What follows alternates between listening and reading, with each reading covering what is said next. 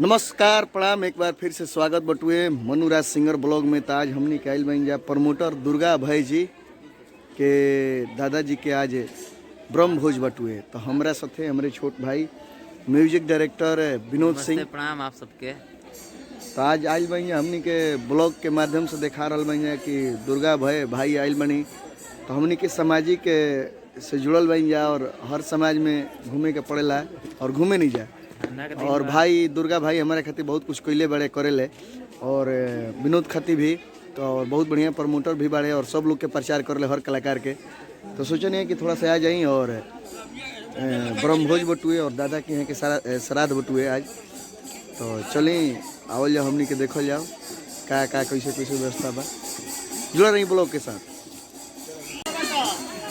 ठंड बहुत ज़्यादा बा और हमारे संगे हमारे भाई बिरमपुर से का नाम बा रामलाल भाई और विकास भाई भैया और हमारे छोट भाई दुर्गा भाई जी आज यहाँ के दादाजी के ब्रह्मभोज बटुए। तो सब कलाकार बंधु हमने कैल बन जा।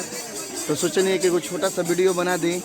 कैसन बनी दुर्गा जी? बहुत अच्छा बोलिए। बाकी दुख के बाद हमने के चल के छोड़ के चल गए। चली जीवन बाबा के बहुत प्रेम से प्यार से पालल गए। उनकर सपुत्र 8 को जी जी जी और 110 बरिस की उम्र हो गई। 110 बरिस की बहुत से सौभाग्य के बात बटुए।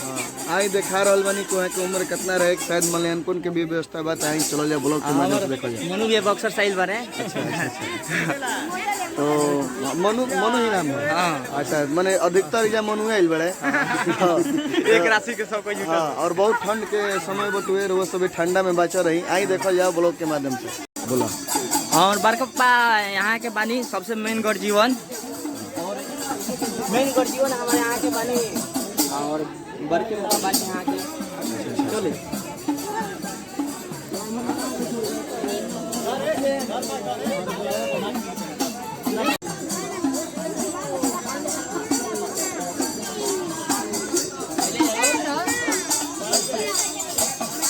कम आओ भैया आओ लोग तो नहीं आदमी लोग थोड़ा आओ तो लोग बना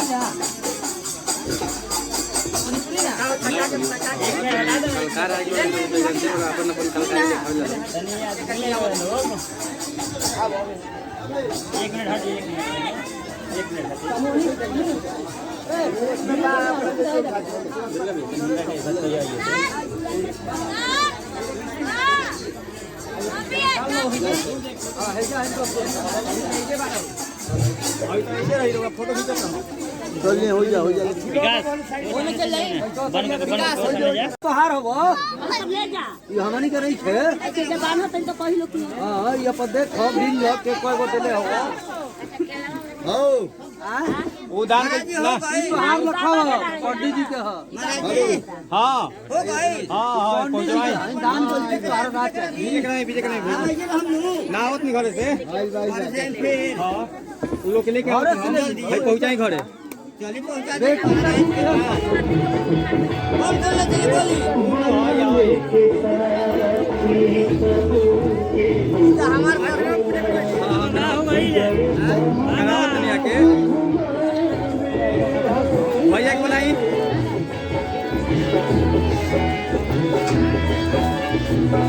ए गड्ढे बाहर निकल गड्ढे बाहर निकल सब करो। आगना सब चीज हम कर लगे। आगना सब करो। हां अब बनाओ तो वीडियो। तुलसी जी का पत्ता मंगाई। ठीक है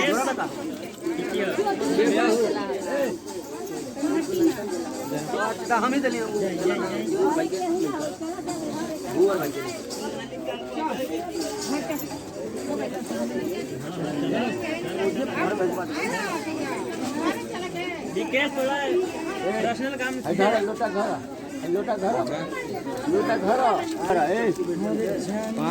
तुलसी जी का पत्ता लिए तुलसी जी का पत्ता लिए या लोटा वाला जल लिए। तो आई चलो जाओ हमनी के देखल जाओ। शायद हमारा बुझा था कि धूमधाम से एकदम ब्रह्मभोज के व्यवस्था कल गए बटुए और जोना में निर्गुण से लेके और सोहर मंगल के भी कार्यक्रम गवाला कि नया जीवन मिलल बटुए। और नाच के प्रोग्राम भी भइल बरुए। अच्छा अच्छा अच्छा। ऊपर का भइल गुंड गुंड गुंड गुंड गुंड के हाँ गुरऊ नाच। गोड़ौ नाच। हाँ गुरऊ नाच के प्रोग्राम रात भर होई। रात भर बा। हाँ रात भर होई। अच्छा अच्छा। तो चल यहाँ चलो जाओ देखो जाओ जो भी व्यवस्था बा। और ठंडा बहुत ज्यादा बा तमनी के निकलहू के बा। देखिए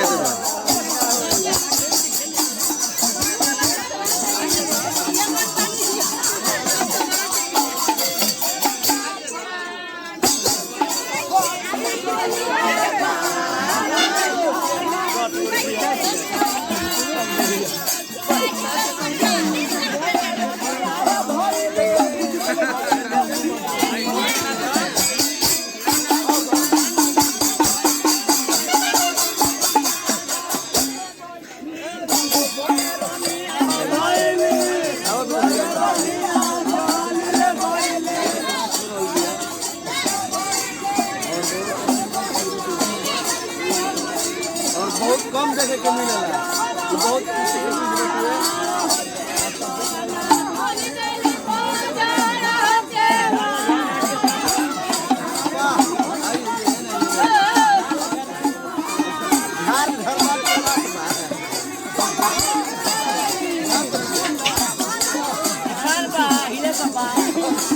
भाई साहब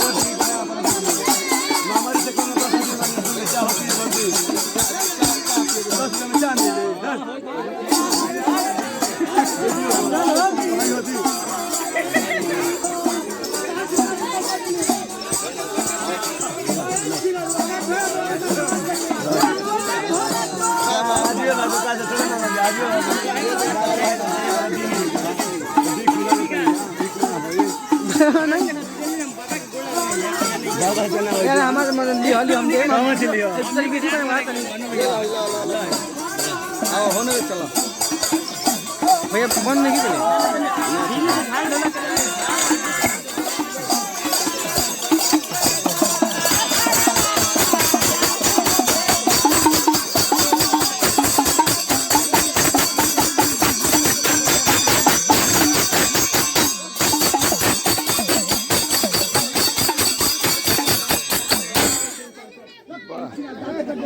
अरे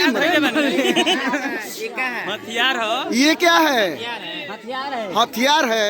ये कौन सा हथियार है जी? झरनाट है। पानी टंकी पर होइबा गांव में। मेरे नाम है घीचू तिवारी। कौन तिवारी? और आपका नाम क्या है? तिवारी। आपको ले चलेंगे हम लोग। इसको नाम है उसारन। हाँ। उजारन हमको नाम है बसावन। बसावन ये उजारन है। हम बसावन आप बसावन है। अच्छा अच्छा अच्छा। हम लोग ले जाएंगे आपको बहुत जल्द टीवी पर। महुआ टीवी पर चलिएगा ना। महुआ टीवी पर आइएगा।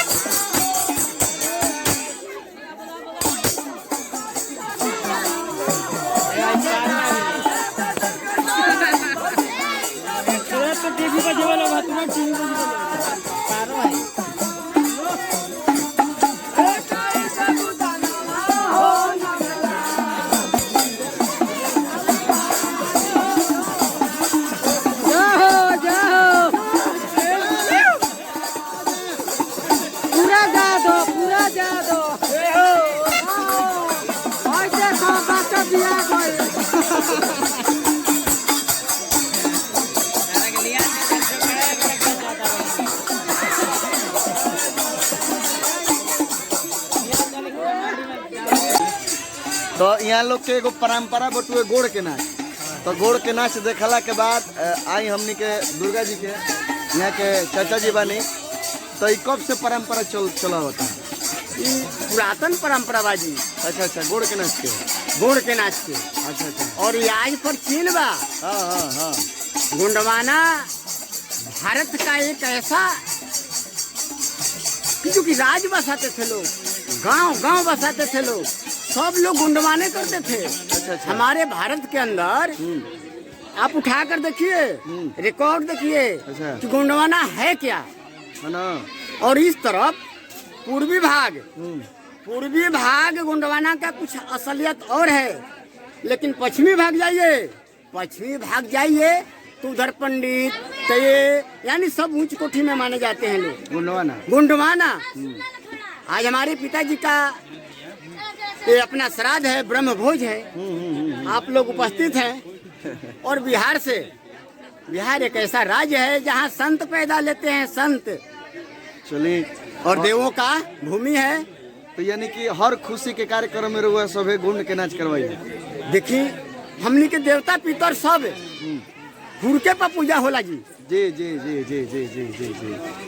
हमनी के देवता पितर हुड़के पर होला। 6ठी शताब्दी से भक्ति आंदोलन शुरू भइल कर्नाटक से। अच्छा अच्छा अच्छा। वैष्णवी भइल, वही में से निकला शिव संत। क्या समझ में? एक बाद सगुन और चलिए, बहुत बहुत बढ़िया बा और बहुत अच्छा लागल। और जौन भी वीडियो के माध्यम से रुआ सब देख रहल बनी, तो वीडियो के माध्यम से रुआ सब कम मत तनी एगो और बस शब्द सुन ली। अच्छा अच्छा शब्द सुन ली, तनी जूम करी। बड़ भाई दुर्गा जी के पिताजी। हाँ दुर्गा जी के पिताजी। हम 7वां नंबर के शिव। अच्छा। ब्रह्म ज्ञान है ब्रह्म स्वाभिमान। अच्छा। ब्रह्म ज्ञान है ब्रह्म स्वाभिमान, अब ब्रह्म शांति है मिलन सब जा। जय हो जय हो जय हो जय हो। ब्रह्म विद्या के उदय में अध्यात्म में क्षेत्र प्रकाश और शून्य और पिंड ब्रह्मांड में सब कुछ देखत भा। देखी एगो और बात बा, हमनी के कैसे जुटल बानी जाके कोई ब्रह्म भोज बा। हाँ हाँ हाँ हाँ। तो देखी हमें सोचे के बात बा, ओकरा में एगो शब्द बा, निज स्वरूप के ज्ञान में परखो शब्द स्वरूप। निज स्वरूप के ज्ञान में परखो शब्द स्वरूप, तब चेतन मिले, चेतन धर्म। जय हो जय हो। जय सद्गुरुदेव भगवान।